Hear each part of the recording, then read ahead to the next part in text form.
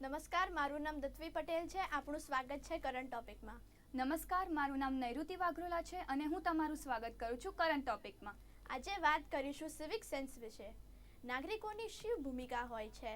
સમાજમાં જાગૃતિ ફેલાવવા માટે નાગરિકોમાં જાગૃતિ હોવી જરૂરી છે. હાલના સમયમાં મહત્વપૂર્ણ મુદ્દા જેવી રીતે સ્વચ્છતા, ટ્રાફિકના નિયમો પાલન કરવું, જાહેરમાં થૂંકવું નહીં જેવી અનેક ભૂમિકાઓ નાગરિકોમાં હોય છે અને આ ભૂમિકા નાગરિકો માટે મહત્વપૂર્ણ હોય છે તે વિશે આપણે આજે ચર્ચા કરીશું. અને આપણી સાથે જોડાયા છે સિંગર અરવિંદ વેગડા અને ડોક્ટર અવનિયાલ. અરવિંદ સર, જી, શું લાગે છે તમને આજકાલના સમયમાં લોકોમાં સિવિક સેન્સ હોય છે? સિવિક સેન્સ તો દરેકે દરેક વ્યક્તિમાં હોય છે, પરંતુ એને બજાવવી એટલે કે એને એક્શનમાં લાવવી એ ખૂબ જ જરૂરી હોય છે. જે આજના નાગરિકોમાં અને એમાં પણ શહેરના નાગરિકોમાં એનો જે ઘટાડો સતત થતો આપણને જોવાય છે. એમાં સૌથી પહેલી તમે જે વાત કરી સ્વચ્છતા, કે સ્વચ્છતા એ ખૂબ જ જરૂરી હોય છે. આપણે કહીએ છીએ કે આપણે આપણું આંગણું ચોખ્ખું રાખવું જોઈએ જેથી કરીને આપણું શહેર ચોખ્ખું રહે, પરંતુ સૌથી વધારે આપણે જે જોઈએ છીએ એ સ્વચ્છતામાં નાગરિકો ખૂબ જ બેદરકારી દર્શાવે છે. આજે જોઈ રહ્યા છે એમાં પણ શહેરી નાગરિકો કે જેમાં કહેવાય કે એજ્યુકેશન પણ સારું છે, એમની લાઈફસ્ટાઈલ પણ સારી છે. એને કદાચ એવું કહી શકાય કે 100%ની વાત નથી કરતો કે 100% એવું કરતા હોય, પરંતુ 70% જેટલો મોટો વર્ગ જે છે એ સ્વચ્છતાનું પાલન કરતા નથી. એમાં એવું છે કે ભાઈ આપણા ઘરે તો આપણે આપણું ઘરનું આંગણું અને આપણે પોતે ચોખ્ખું રહેતા હોઈએ, પરંતુ જેવા આપણે બહાર નીકળીએ છીએ કે જે જાહેર જગ્યાઓ હોય છે ત્યાં આપણે કોઈ પણ પડીકાઓ ખાઈને આપણે ફેંકી દેતા હોઈએ છીએ, આપણે થૂકી દેતા હોઈએ છીએ, આપણે કચરો ગમે ત્યાં નાખતા હોઈએ છીએ, કે જેથી કરીને શહેરને ગંદુ થતું જાય છે. આ સૌથી મોટી સમસ્યા આજની તારીખમાં જોવા મળે છે. પાણી ગમે તેમ એનો કાદવ કીચડ એ બધું થતું જાય છે. ઘણા લોકોને આપણે જોતા હોઈએ છીએ કે ભાઈ એમના ઘર આગળ પોતાનું વાહન ધોતા હોય તો ત્યાં જ પછી ગંદકી કરીને મૂકી દેતા હોઈએ છીએ, જે ખોટી વાત છે. બીજી વસ્તુ એવી છે કે જાહેર સ્થળોનો બગાડ, જે કહેવાય થૂકીને કરતા હોય કે આ તો આપણે ઘણી બધી વસ્તુ જોઈએ છે કે જે જાહેર જગ્યાઓ પર ન થવું જોઈએ એ થતું જાય છે. અને સૌથી મોટામાં મોટી અને જે કહેવાય ભયાનક સમસ્યા એ ટ્રાફિકની છે. શહેર જેમ મોટું થતું જાય, વાહનો જેમ મોટા થતા જાય, રસ્તાઓની એક લિમિટેશન્સ હોય છે, પરંતુ એની અંદર જે કહેવાય કે મનુષ્ય એટલું સ્ટ્રેસમાં હું જોતો હોઉં છું જ્યારે લોકો વાહન ચલાવતા હોય છે, એમને સખત ઉતાવળ હોય છે એક જગ્યાએથી બીજી જગ્યાએ જવાની, અને એના કારણે ટ્રાફિકના નિયમોમાં હું કહીશ કે 80%, 20% જેવા હશે કે જે ટ્રાફિકના નિયમોનું 100% પાલન કરતા હોય, બાકી 80% લોકોને હું કહીશ કે એ લોકોએ ટ્રાફિક માટે જે સિવિક સેન્સ જોઈએ એ હોવી જ જોઈએ અને પોતે એનું પાલન કરવું જ જોઈએ. જે સૌથી મોટામાં મોટી અને ભયાનક સમસ્યા આજની તારીખમાં આપણા શહેરમાં, આપણા દેશમાં જોવા મળે છે. જી, ઓકે, તો મારો નેક્સ્ટ ક્વેશ્ચન છે ડોક્ટર અવનિયાલને.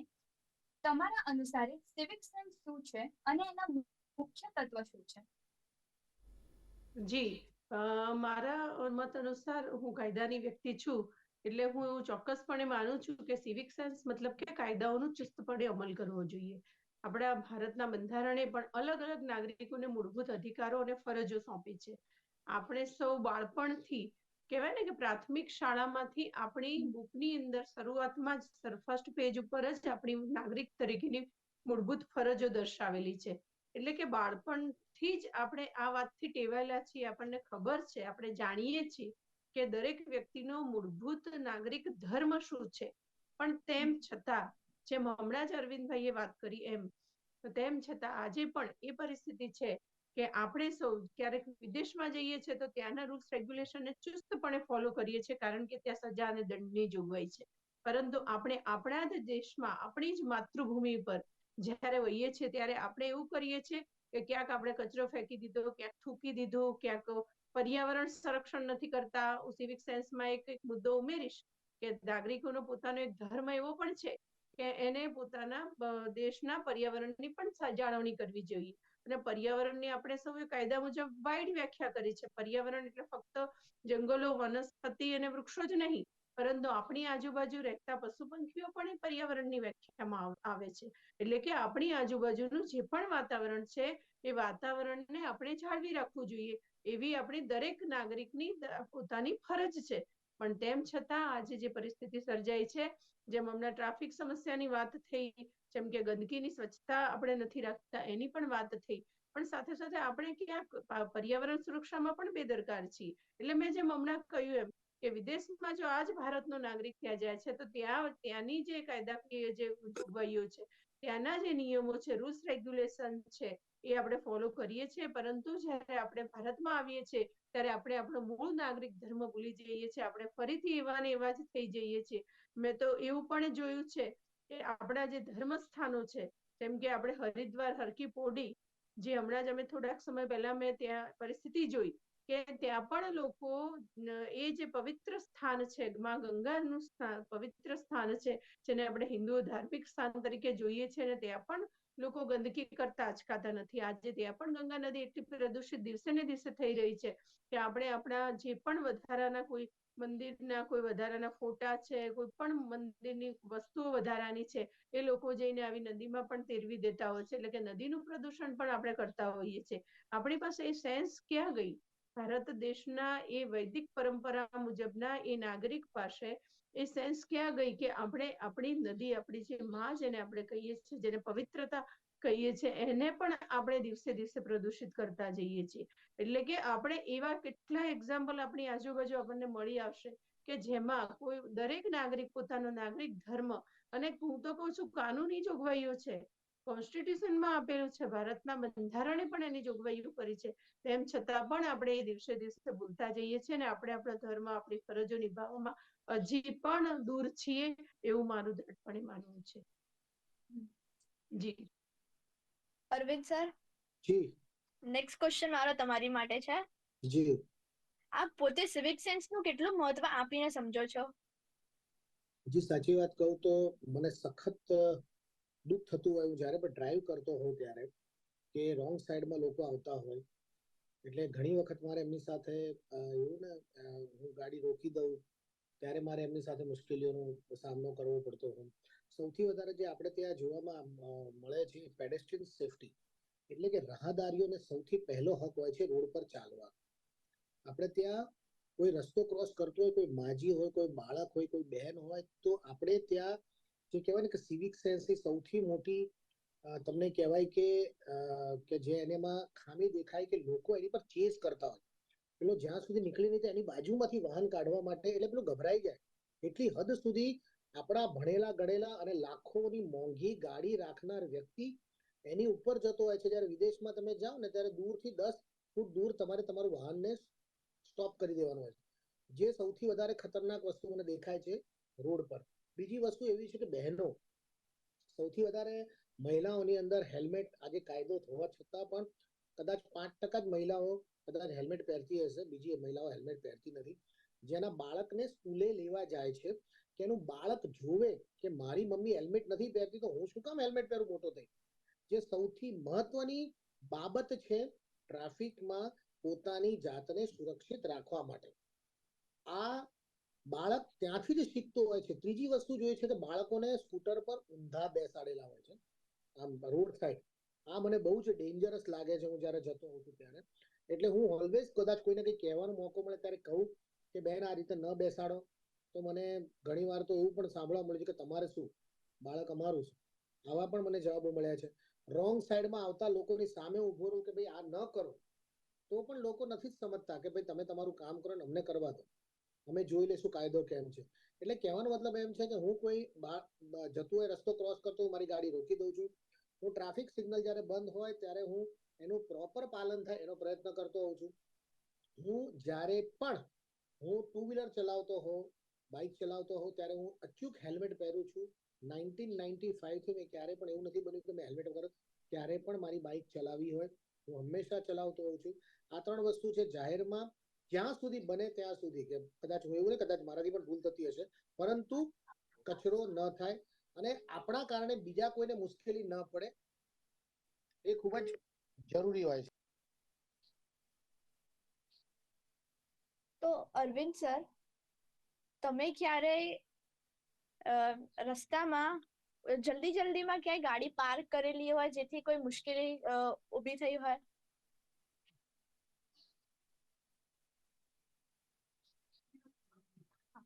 અવનીજી, મારો બીજો જી, એનો પ્રશ્ન પ્રશ્ન બીજો બીજો પ્રશ્ન મારે તમારે પૂછવો છે કે તમે જલ્દીમાં ક્યાંય રસ્તામાં ગાડી પાર્ક કરી અને તેથી કોઈને સમસ્યા થઈ છે, એવું કાર્ય બન્યું છે? છે, કદાચ મારા ધ્યાનમાં હજી સુધી તો નથી, પણ તેમ છતાં ઘણીવાર એવું થાય કે કદાચ મોટી ગાડી છે મારી પાસે, તો એવું બને કે કદાચ થોડાક નાની જગ્યામાં ક્યાંક પ્રયાસ કર્યો હોય પાર્ક કરવાનો અને આજુબાજુમાંથી વાહનો વધારે પ્રમાણમાં આવી ગયા હોય અને જેના કારણે આપણી એક સામાન્ય ભૂલના કારણે ઘણીવાર ટ્રાફિક જામ થઈ જતો હોય છે. એ સમયે ખરેખર આપણને રિયલાઇઝ હોય છે કે આપણે ઉતાવળમાં અથવા તો ક્યાંક આપણે થોડી જગ્યા જોઈને ગાડી પાર્ક કરી દેવી એવી માનસિકતાના કારણે ક્યાંક ઘણા બધા લોકોને અગવડ પડે છે.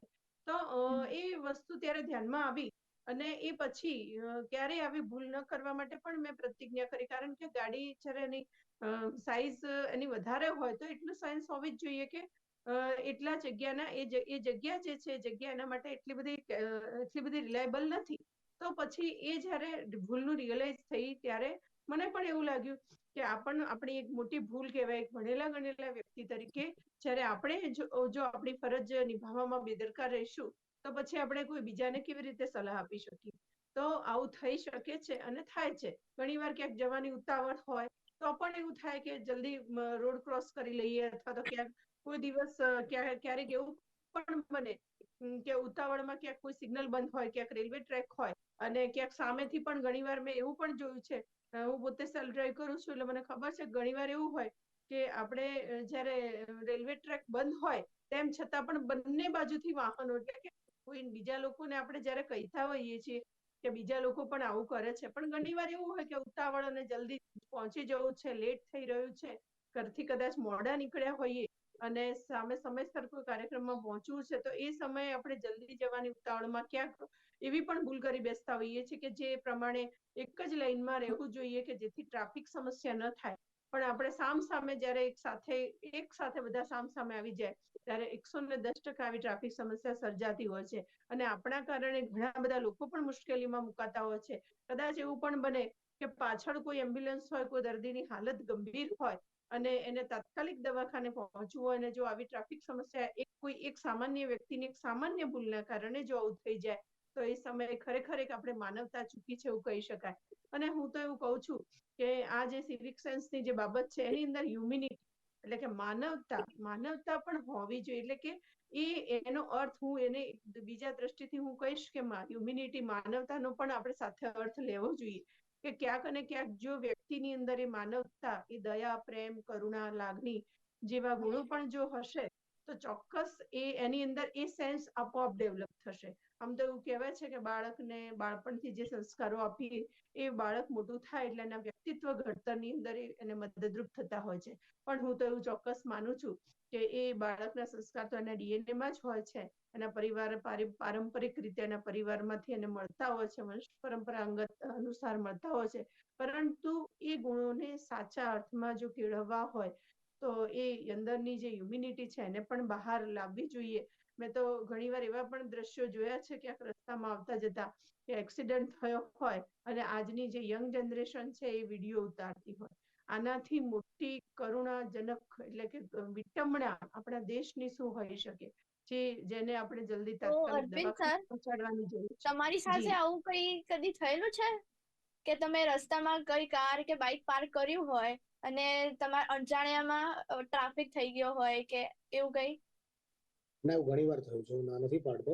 કારણ કે સૌથી મોટી વ્યવસ્થા તકલીફ એ છે કે બધા જ લોકો એટલી બધી ગાડીઓ અત્યારે આ શહેરમાં આવી, હવે ત્યાં પાર્કિંગની વ્યવસ્થા સૌથી છે જ નહીં ઓલમોસ્ટ એવું કહી શકીએ. કદાચ આપણે બહુ જ ઓછી પાર્કિંગની વ્યવસ્થા હોય અને ત્યાં આપણે ગાડી લઈને તો ગયા જ હોઈએ કે દૂર છે, હવે ગંદા બહુ મોટું થતું જાય છે. ત્યારે ઘણી વખત ટ્રાફિકમાં આ સૌથી મોટામાં મોટું આપણે સિવિક સેન્સ ચૂકી જઈએ છીએ, ઇન્ક્લુડિંગ મી. મારા કારણે પણ ઘણા લોકોને તકલીફ પડી હશે, હું ના નથી પાડતો. જે હું આજે આ ટીવીના માધ્યમથી સ્વીકારું છું કે કદાચ એવી ભૂલ થઈ હોય તો પ્લીઝ મને માફ કરજો. પરંતુ કહેવાનો મતલબ એમ છે કે આ પ્રકારની સમસ્યા એ ખૂબ જ મોટી છે અને એમાં સરકારે પણ પોતે એમાં ધ્યાન આપવું જોઈએ કે જેથી કરીને અત્યારે એટલા બધા વાહનો વેચાય છે, એટલા બધા વાહનોને આરટીઓના પાસિંગમાં એટલા બધા વાહનો અત્યારે લોકો ખરીદે છે પરંતુ સામે ટ્રાફિક માટે બે વસ્તુની સમસ્યા કે એટલા કદાચ કર્મચારી પણ ન હોઈ શકે આખી ટ્રાફિક વ્યવસ્થાને મેનેજ કરવા માટે, એટલે સિવિક સેન્સ બહુ જરૂરી હોય છે. બીજી જ વસ્તુ પાર્કિંગ, કે કોમ્પ્લેક્સમાં દુકાનો મોટી મોટી બનાવી દીધી, મોલ મોટા મોટા બનાવી દીધો, પણ પાર્કિંગ રાખ્યું તો લોકો જઈને મૂકવાના ક્યાં? ત્યાં જનાર વ્યક્તિ કે કંઈક ખરીદવા જનાર વ્યક્તિ આજે પોતાનું વાહન ક્યાં પાર્ક કરશે? એટલે એ સમસ્યા જે છે એ સદંતરે વ્યક્તિગત હોય છે કે તમારી ગાડી છે, તમારે નક્કી કરવાનું તમારે શું કરવું. એટલે જેટલું બને એટલું પબ્લિક ટ્રાન્સપોર્ટનો આપણે ઉપયોગ કરીએ. જે અમદાવાદ જેવા શહેરમાં મને નથી લાગતું કે શક્ય હોય, કારણ કે અમદાવાદ એ પ્રમાણે વિસ્તરેલું છે કે જ્યાં દરેકે દરેક જગ્યાએ આપણે જે કહેવાય કે સરકારી ટ્રાન્સપોર્ટ સેવા કે બીજી મોટી આપણે કમ્યુટ સેવાનો ઉપયોગ નથી કરી શકતા. એટલે આ એક તકલીફ તો રહે છે. એટલે આ પ્રકારની વ્યવસ્થા બની હોય તો જ્યાં સુધી બની શકે ત્યાં સુધી તમારે નજીકના ડિસ્ટન્સ પર તમારે ચાલતા જવું, થોડુંક દૂર હોય તો ટુ વ્હીલર પર જવું, કદાચ એવી જરૂરિયાત હોય ને ક્યાંક તમારે વધારે વ્યક્તિ હોય તો તમે ત્યાં ફોર વ્હીલર લઈને જાઓ. આજે એવું કહી શકાય કે અમે કદાચ આ ગુજરાત ન્યૂઝની ઓફિસ પર આવતા ત્યારે પહેલા જ પૂછી લે ભાઈ આજે પાર્કિંગની શું વ્યવસ્થા છે, તો પેલા કે હા થઈ જશે ગાડી પાર્ક, તો ઓકે, તો પછી આપણે એ પ્રમાણે નહીં ઓલા અને ઉબેર કરીને જતા રહેવું વધારે સારું. કહેવાનો મતલબ એમ છે કે થોડુંક લોકોએ ઇનિશિયેટ કરવાની જરૂર છે કે જેથી કરીને સિવિક સેન્સમાં એટલે કે નાગરિકની ફરજમાં જ્યારે તમને હક મળે છે ત્યારે તમારે ફરજો પણ ચૂકવવી પડતી હોય છે, બજાવવી પડતી હોય છે. ત્યારે એ ફરજમાં સૌથી મોટી વ્યવસ્થા કે તમારા કારણે કોઈ બીજા વ્યક્તિને તકલીફમાં ન પડે કે તકલીફમાં ન મુકાય, સૌથી મોટી જે કહેવાય કે તમારી પોતાની સિવિક સેન્સ હોય છે. બીજી વાત બેને ડોક્ટરે હમણાં મેડમે કીધી કે ભાઈ ક્યારેક આ પ્રકારની ઘટના બને કે કોઈ આપણને મદદ કરવા માટે જાહેર રસ્તા પર તૈયાર નથી હોતા. બહુ સારી વાત કરી. આજે ચિલ્ડ્રન ડે છે, તો ચિલ્ડ્રન ડે પર યાર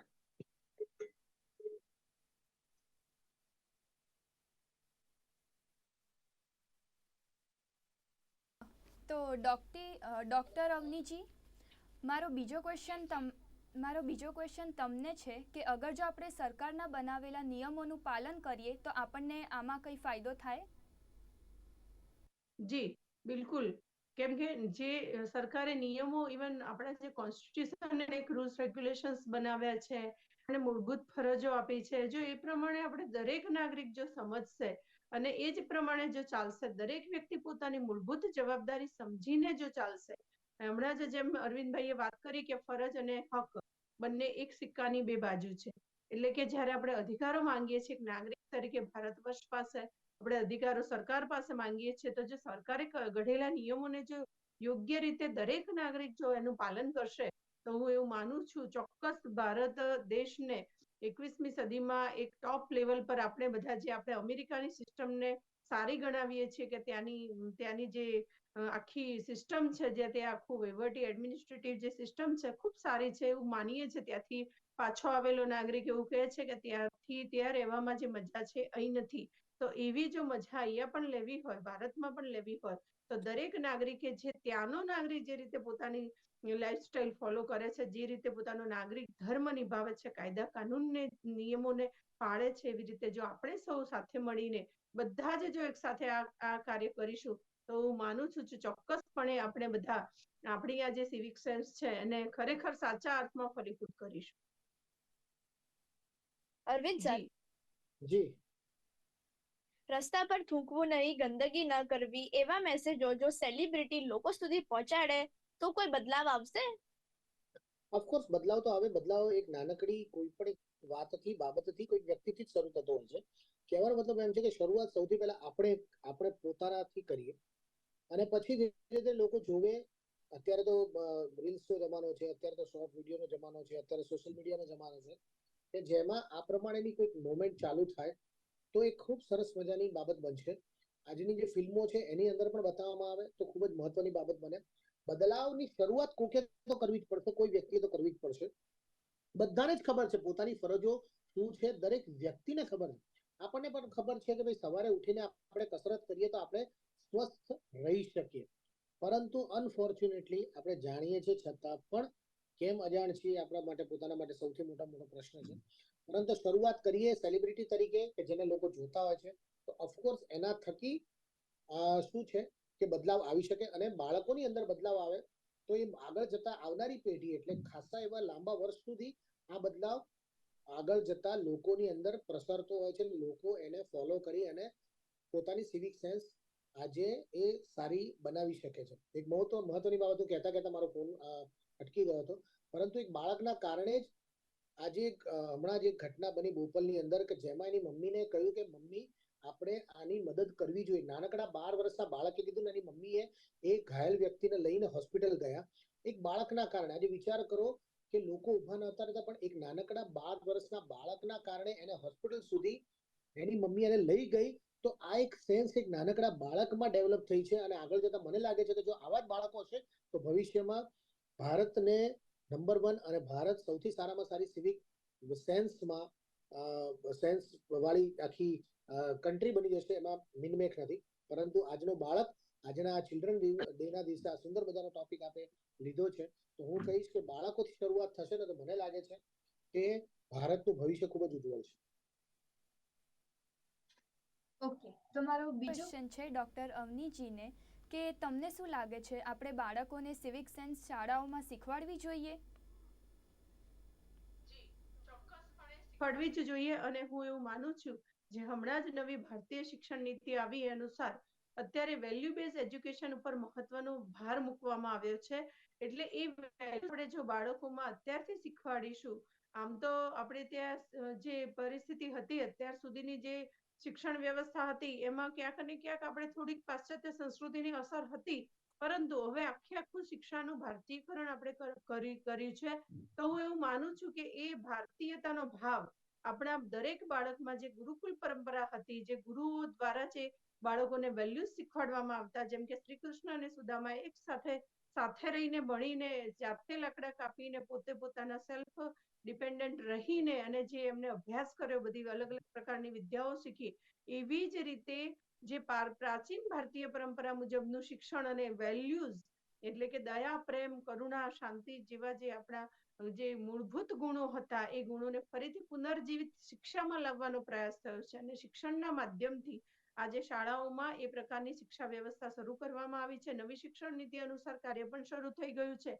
એટલે હું એવું ચોક્કસ માનું છું કે એ શિક્ષણ નીતિ મુજબ જો આપણે કામ કરીશું તો આપણે આપણા બાળકોને ફરીથી સંસ્કારિત કરીશું. અને હું એવું માનું છું કે અલગ અલગ સંગઠનો દ્વારા એવા સંસ્કાર કેન્દ્રોની પણ અત્યારે ખૂબ જ જરૂર છે કે જેથી આપણા બાળકોને એ ફરીથી ભારતીય મૂલ્યો ફરીથી એમનામાં પ્રસ્થાપિત થાય.